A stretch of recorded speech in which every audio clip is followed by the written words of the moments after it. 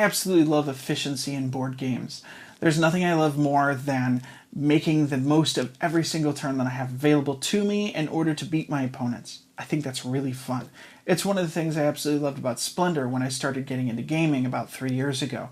It was one of the first games I ever played, one of the first games I ever bought, and one of the first games I ever gave as a gift to people. So when I heard that there was a Splendor killer out, well, it got my attention. But recently, I've fallen in love with really heavy games. Games like Vinos and Terraforming Mars. It kind of fell off my radar before Gen Con rolled around. But then I saw the Golem Edition. I fell in love with it, and I bought it without even playtesting the game, which usually doesn't end very well for me. Thankfully, when I got it home, I absolutely loved the game, and I had zero regrets. So let's get into why this simple little game is so fun, and the couple of things that are holding it back.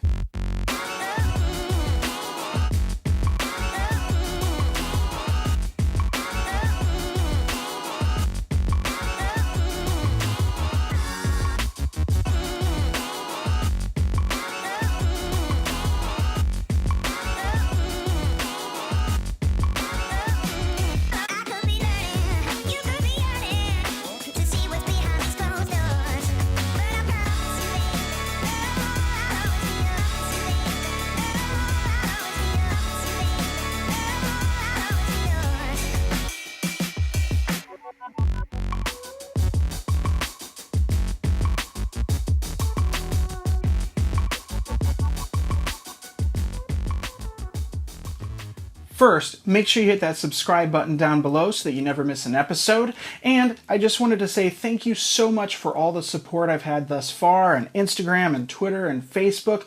As of this recording, I have over 50 subscribers, and I just wanted to give a personal thank you to each and every one of you. Now, for the purposes of this review, I'm just going to be giving a basic rules overview so that you understand it so that the review makes sense. In a future video, I'm going to be doing a full rules overview, so definitely make sure you watch out for that video.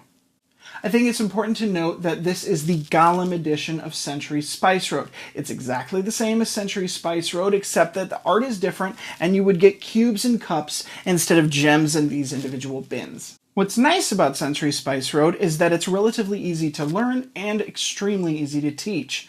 If you've played any gateway games like Catan or Ticket to Ride or Splendor, you're going to have no trouble picking this game up. After you set up the game, you'll have a hand of starting cards as well as some starting gems. The first player is going to be the one that has the little icon on them. From there, on your turn, you're going to have the option to take up to 4 different actions. Your first option is to play a card from your hand and take that action. Your second action that you have available to you is to pick up a market card.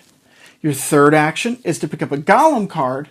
And your fourth action that you can take is to rest, picking up all the cards that you've played and putting them back into your hand.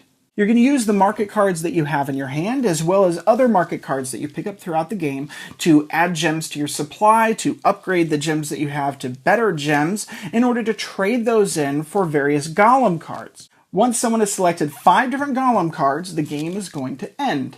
In the case of a 2-player game, the game ends when you've collected 6 golem cards. From there, you're going to count up the points that you have in your golem cards, and any coins that you've acquired throughout the game are going to be worth additional points. And that's it. That's how the game is played. One of my favorite aspects of this game is the engine building. I really love the idea of getting the perfect hand of cards where I can turn a whole bunch of yellow into some pink, and then let's take those pink and turn them into yellow and green so that I can get the exact golem card that I wanted within a couple of rounds. It's fun. It's what drew me to Splendor in the first place, the ability to create the perfect engine. One of the other things you have to think about is, do you go for the high-valued cards and probably not have a full 5 by the time the game ends? Or do you go for a whole bunch of really cheap and expensive cards and hopefully be able to end the game before anyone's able to get those high-value cards out from underneath you? Every single time I play this game, I can play it differently than the time I did before. And that's one of the things I like about it, and one of the things that adds replay value to the game. Because you're trying so hard to build the perfect engine, one of the things that's nice about this game as well is there's very little downtime. you're not really going to have time to sit there and look at your phone while someone else takes your turn, because if someone else takes the cards you wanted, you're going to have to completely come up with a new idea for your game. Maybe another card comes out. Another aspect of the game is that if you want to choose a card that's closer to the deck, you're going to have to pay for it with gems. And as the game goes on, gems are going to start piling up on cards. And that card that you thought was really great might not be as awesome as the card that has 5 gems on it, even though you really don't need it. And of course, I can't talk about this game without talking about the art. It's really beautiful. I love the little golems. You've got this one that's made to look like a playground. You've got this one with a guy on his shoulder. Each one of these cards sometimes makes me stop and think and just look at it and enjoy the art for what it is. I think there are very few games where the art itself is worth playing the game for. Most of the time it's just filler and gets in the way of the game, whereas in this case it adds to it. Also, the giant gems are, well, cool. I like the giant gems. What's also nice about this game is it comes with metal coins. Most games under $40 are not going to include metal coins with them, and I think that's pretty cool. It's a nice touch, and it adds to the feel and quality of the game. And that's in both this version and the basic Century Spice Road version.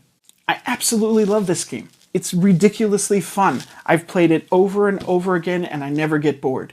I could see myself getting burnt out on this game like I did with Splendor, but I think it's going to take a long time for that to happen. So what don't I like about the game? The first issue I have with the game is it comes with silver and copper coins. The copper are worth 3 and the silver are worth 1. I have a feeling that these were originally intended to be gold coins and it didn't quite work. So one of the house rules that we often have is the copper and silver switch places, so it's a little less confusing. That's an easy fix. The other issue that I have with the game, the cards don't fit in the box. They stick out about this high. And when you turn the game sideways, they all kind of fall to the side.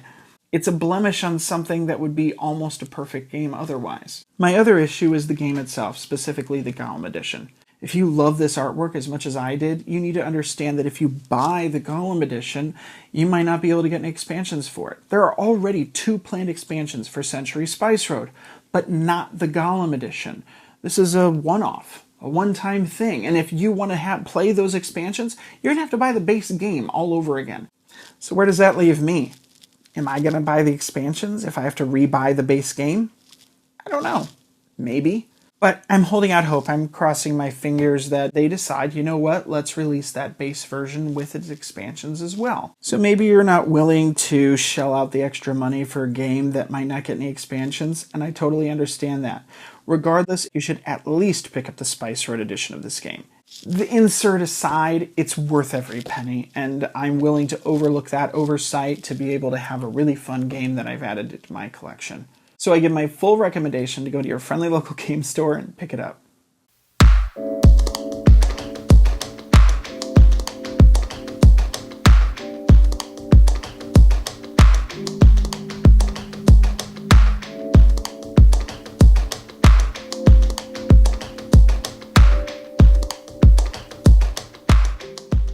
Thanks so much for watching my review of Century Spice Road. If you liked this video, be sure to click the like button down below.